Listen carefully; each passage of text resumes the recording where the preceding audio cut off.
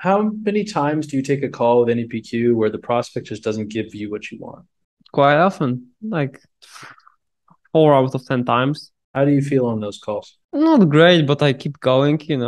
I think one of the biggest misconceptions with NEPQ is thinking that every single call you're going to have is going to be a fucking high, a very low, and a very smooth, orgasmic close. That's just satisfying and they do what you want. It is entirely a misconception to think that that's how the mastery of NEPQ is. The mastery of NEPQ is getting the client to comply and be vulnerable with you about expressing their desires, and you using that vulnerability to get them to see how they need to change. Now, we train and teach NEPQ. You will watch every call I think you can watch on NEPQ. All the examples you'll be given are going to be these beautiful, flowy calls where the consequence of inaction is, my family dies, the house burns down, we fucking live under a bridge, I get fired from my job.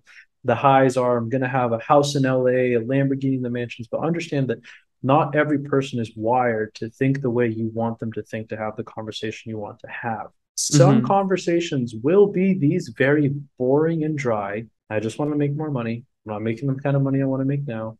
And if I don't, I'm not going to make the kind of money I want to make for a long period of time. The level to which they admit and give you vulnerability around their answer does not matter. What matters is that they admit things in the sequence that you want them to, with the level of vulnerability that they're comfortable giving you, and that they continue to talk to you after you pitch and present.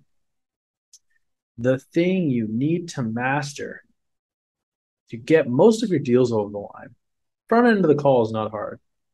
The hard part in the back end of the call is holding your frame of being someone who can help them, getting them to want to work and comply with you, and having them see you as a trusted advisor and trust you in thinking that you are laying out steps and working with them and challenging them and problem solving in a way in which their best interest is at heart. To sum all that up, the hardest thing is holding your frame, having them think that you're genuinely there to help them. That is the hardest thing to do in any PQ. And if you can do that, you can close more deals. You'll be better than most.